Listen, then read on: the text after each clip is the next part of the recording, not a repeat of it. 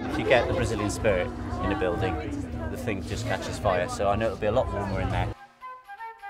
The British and the Welsh as a whole, as a nation, are basically just like damp wood. So once you actually catch fire, we can burn just as brightly. But whereas if you throw a match on a Brazilian fire, it's dry, it'll burst into flame straight away. British people aren't used to expressing their feelings through their movements and through performance and dance. I think the Brazilian vibe is a lot more open to people being themselves completely and really enjoying themselves and not worrying about what other people think. The kind of experience I had with the Brazilian people is of warmth, and they do have hearts filled with fire, com fogo. The whole kind of merging of the Brazilian and British cultures meant that a lot of British people that would normally not been able to express themselves through dance or music have now found a way of doing that, a channeling of their creative energies. And I think that's what it is for me, is that heat of Brazilian expression in dance.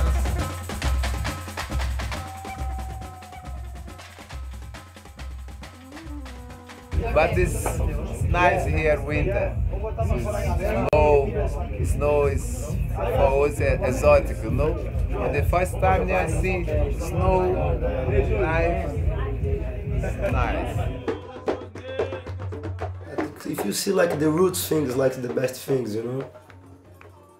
Capoeira has like roots in Africa, and like Mama Africa, you know, Africa has like the power, you know, about like the energy and like the rhythms.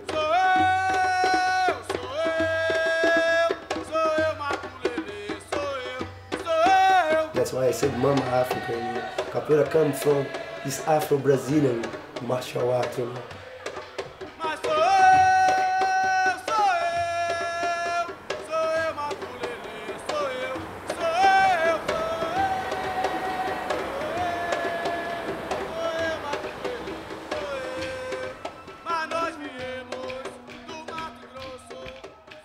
The roots of Africa is really important, you know. The berimbau is like roots instrument, a piece of wood, a piece of like seed, you know. And like we play berimbau, and that's bring like all the energy for capoeira. The drums as well, the agogô, pandeiro. The energy of the capoeira is in the instruments, you know. And you feel this energy like really strong, you know. So that means I share with the energy, you know.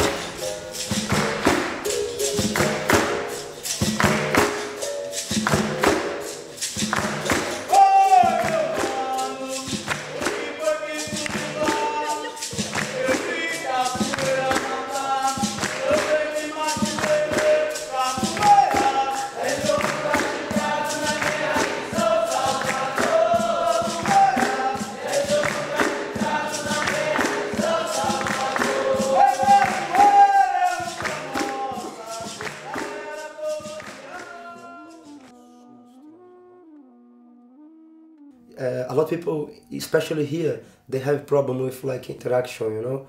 So in capoeira, break this, you know. You don't do capoeira alone. You do with someone, you know. So when you play capoeira, you play with someone. We don't play against someone. We play with someone. It's a body conversation, you know.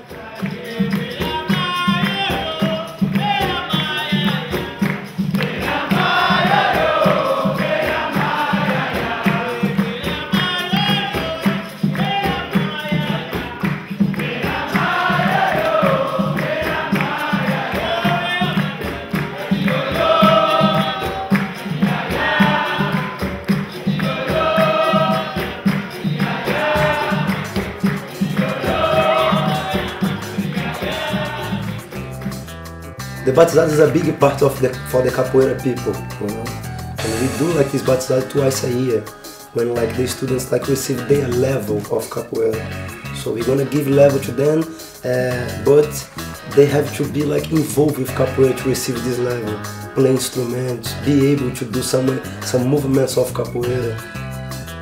The first corda is the blue corda, corda azul, which you get automatically. It's a baptism into the world of capoeira. You receive this belt.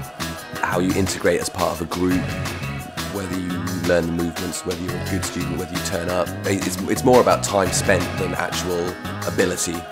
It gives you something to work to.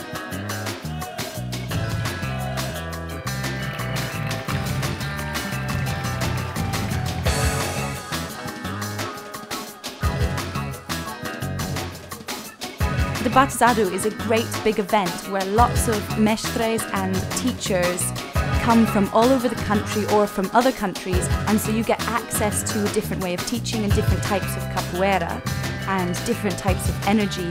You get introduced to new songs, new philosophies, and so it's really a coming together of all different capoeiras.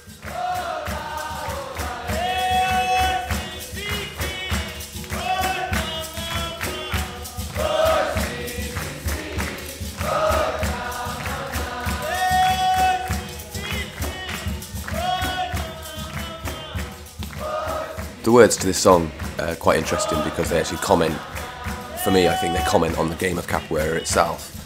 You know, it means oh yes, and oh no. It reflects the ambiguity of the game. You think the guy's going to throw a kick, but then he doesn't throw that kick, it's a trap, it's a trick.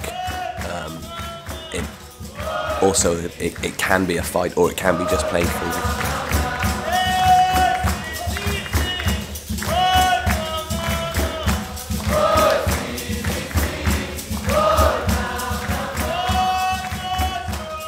Now you see this guy here, Vatuzi, he actually just does a lot of sort of games and teases the person.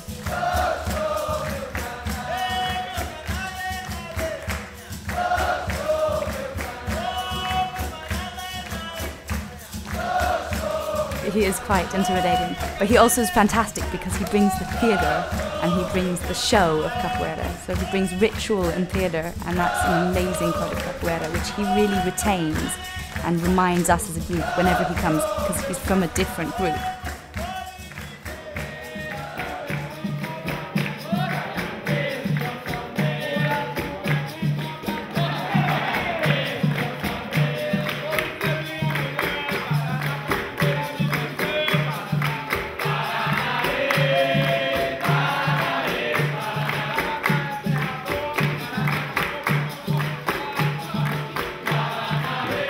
You see here people playing a mestre or master that's higher level than them in order to get their next belt.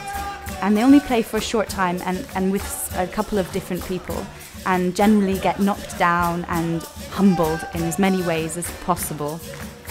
Yeah, so it's a very big learning curve, the Batizado, because even though you don't play for very long, you are really tested. And the person you're playing against can really knock you down or really give you a good kick to show you where you're leaving yourself open to be kicked, or when you're doing something that's not looking, or just to prove to you how good they are at capoeira and how not so good you are, and that you still have a long way to go. So if you get arrogant and a bit cocky other times of the year, well, this is the time you realize actually you've got a long way to improve your game. If I tell you capoeira don't have contact, I'm gonna lie for you, you know, it's not true. We have contact, because the kicks come anyway. If you don't get out the way, you're gonna receive the kick, you know. A good capoeira, he's a good fighter, you know, but he has to have control, you know, because